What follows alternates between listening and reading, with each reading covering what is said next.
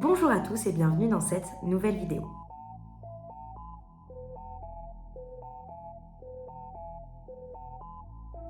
Aujourd'hui, et comme chaque jour, je te poste une vidéo par jour pour pouvoir essayer de te réveiller sur des faits de société. Et aujourd'hui, on va parler des Jeux Olympiques. Donc les Jeux Olympiques, tu vas me dire, mais elle n'a rien à m'apprendre celle-là, je connais déjà. Je sais que c'est un rassemblement mondial de sport avec des médailles, beaucoup d'athlètes et je connais déjà tout.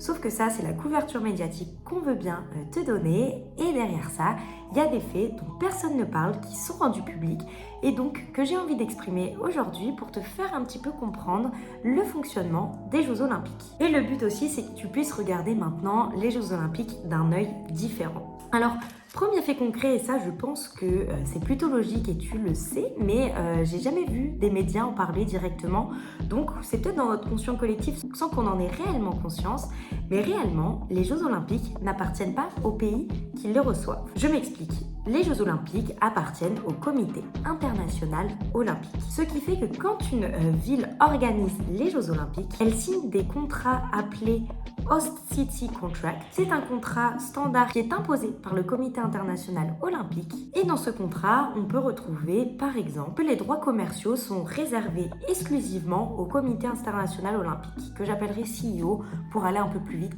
Donc, ils acceptent ça. Ils acceptent aussi que les sponsors officiels aient l'exclusivité totale sur l'événement. Et la ville n'a pas non plus le choix de s'adapter aux règles olympiques. C'est le pays qui accueille, mais c'est le CEO qui décide. Donc finalement, qu'est-ce que ça engendre? Et bien tout simplement, pendant les Jeux Olympiques, les villes mettent en place des lois temporaires. Pour te donner encore une fois des petits exemples, en 2012 par exemple, Londres recevait les Jeux Olympiques et par exemple, les commerces locaux n'avaient pas le droit d'utiliser des mots comme olympique, gold ou encore silver, même si c'était de façon décorative, si elles n'étaient pas des partenaires officiels. Autre exemple, Rio en 2016, des zones entières autour des sites olympiques étaient réservées justement aux sponsors olympiques, ce qui excluait totalement les vendeurs locaux qui n'étaient pas affiliés à l'événement. Donc qu'est-ce que ça engendre concrètement quand on reçoit les Jeux Olympiques dans son pays? Tout simplement qu'on doit s'adapter à des lois temporaires et on n'a pas le choix. Les JO créent vraiment une bulle juridique temporaire où certaines règles normales sont suspendues au profit du comité olympique. Donc concrètement et réellement, ça veut dire qu'il y a de plus en plus de villes qui ne veulent pas participer aux JO et qui ne candidatent même pas pour participer aux JO. Et ça, on l'a remarqué depuis une quinzaine d'années maintenant. De plus en plus de villes retirent elles-mêmes leur candidature pour les Jeux Olympiques ou peuvent même aller jusqu'à organiser des référendums pour dire non. Mais alors pourquoi? Juste avant de rentrer dans le pourquoi, pour te donner des petits exemples, et ça arrivait très récemment, Hambourg en 2015 a refusé sa candidature via un référendum. Boston par exemple s'est aussi retiré de la course en 2015 et Rome par exemple a complètement refusé d'accueillir les JO 2024. Et pourquoi?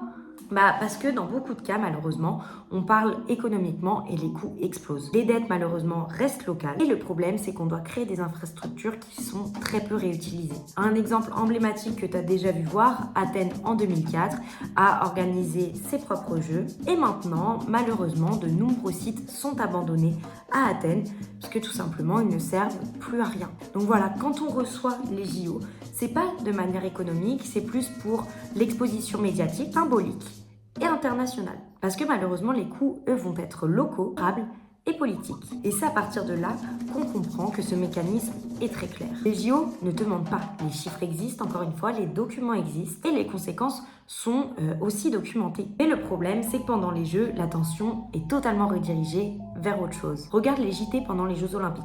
90% du temps, on va te parler de performances, de médailles, des athlètes, mais très peu du budget, des contrats et des conséquences post-Jeux Olympiques. Alors, encore une fois, pourquoi? Tout simplement parce qu'un exploit sportif retient beaucoup plus l'attention qu'un contrat juridique. Malheureusement, je suis pas sûre que cette vidéo marche plus que si je parlais directement des exploits ou de ce qu'on a pu voir là au JO, par exemple, au patinage artistique, où un athlète a fait une figure incroyable. Je pense que si là, je postais un TikTok comme ça marcherait beaucoup plus que là de vous expliquer comment ça marche contractuellement.